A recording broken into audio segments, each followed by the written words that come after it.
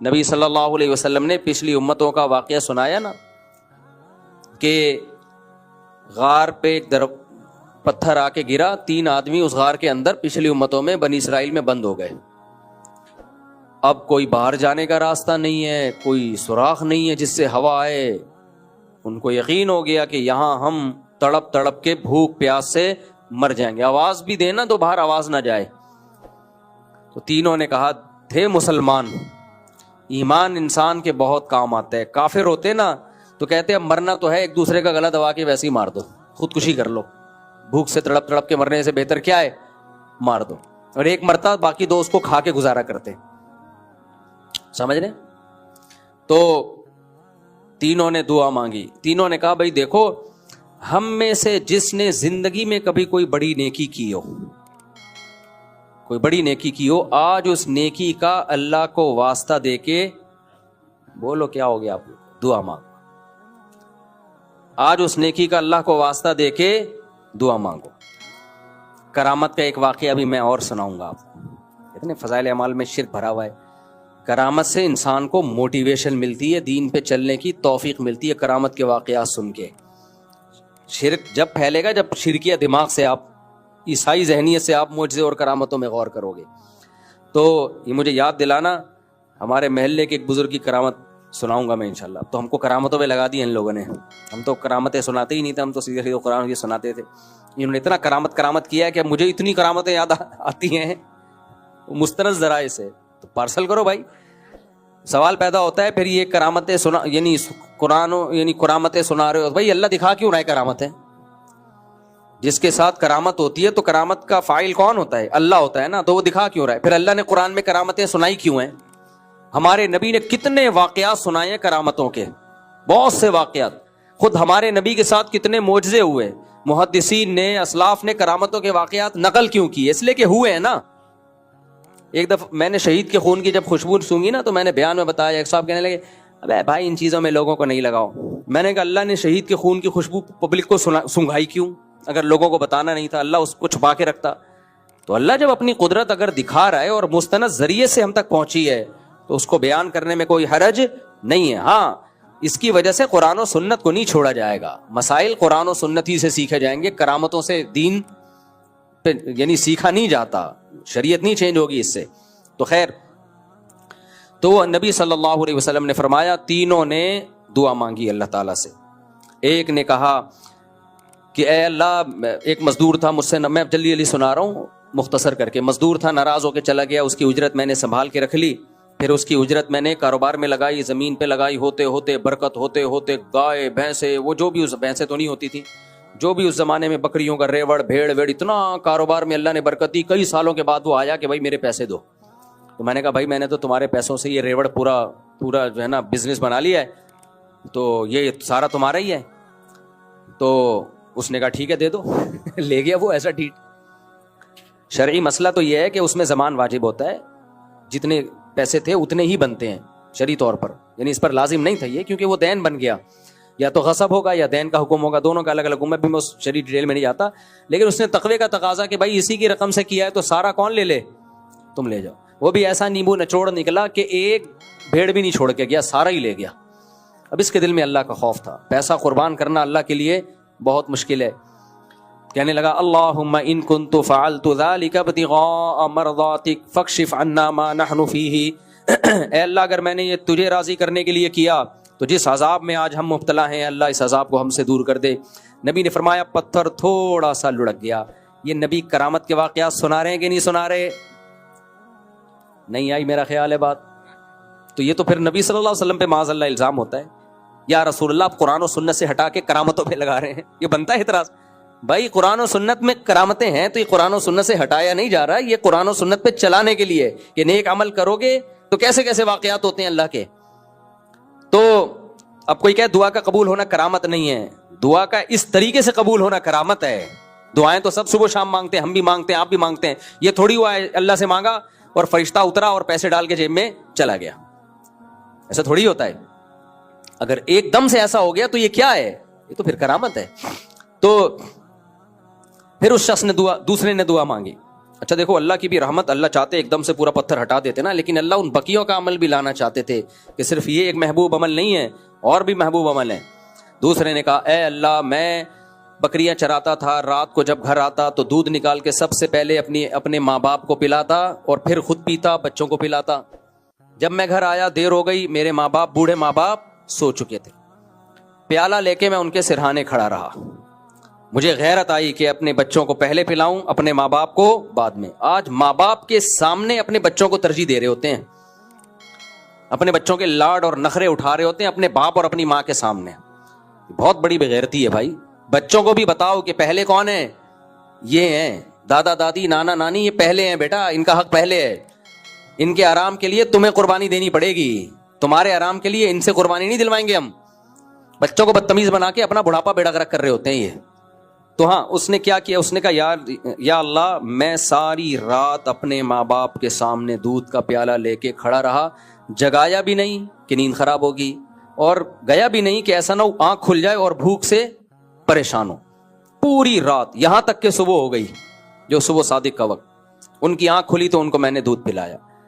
اللہم ان کنت فعلت ذلک ابتغاء مرضاتک فاکشف عنا ما نحن فی. اے اللہ میں نے یہ صرف کس کے لیے کیا, تیرے لیے. ان سے کیا لینا تھا بوڑھے ماں باپ سے؟ بوڑھے ماں باپ کی خدمت کس کے لیے ہوتی ہے, اللہ کے لیے ہوتی ہے. تبھی انگریزوں سے بوڑھے ماں باپ کی خدمت نہیں ہوتی, کیونکہ یہ اللہ کے لیے ہوتا ہے. انگریز سے کسٹمر کا بہت اچھا ڈیل کرتا ہے گورا, ایئر ہوسٹس بہت تمیز سے بات کرتی ہے, کیونکہ یہ اللہ کے لیے نہیں ہے, یہ کمپنی کے لیے ہے. کتنے اچھے اخلاق ہوتے ہیں نا ایئر ہوسٹ. آپ لوگ سب نے سفر کیا ہوگا, عمرہ تو بہت سے لوگوں نے کیا ہی ہوگا. کتنے اچھے سفر ہوتے ہیں, عمرے پہ جاتے ہی وہاں شرطے جو ملتے ہیں ان کے اخلاق دیکھو.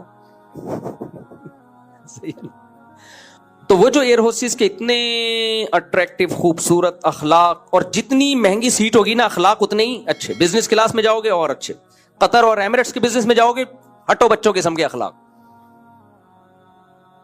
کیونکہ میں نے تو ہر قسم کے ایئر لائن میں سفر کیا ہے نا, تو جتنا مہنگا بزنس کلاس ٹکٹ ہوگا نا, اخلاق کا ریشو, اکانومی میں جاؤ گے مناسب اخلاق, کیونکہ وہاں ایئر ہوسٹس کی تنخواہ کیا ہے, وہ بھی مناسب تنخواہ ہے. 2-4 دفعہ بدتمیزی کرو غصہ کرے گی, تمیز سے بیٹھو, یہ جہاز ہے تمہارے باپ کا گھر نہیں ہے.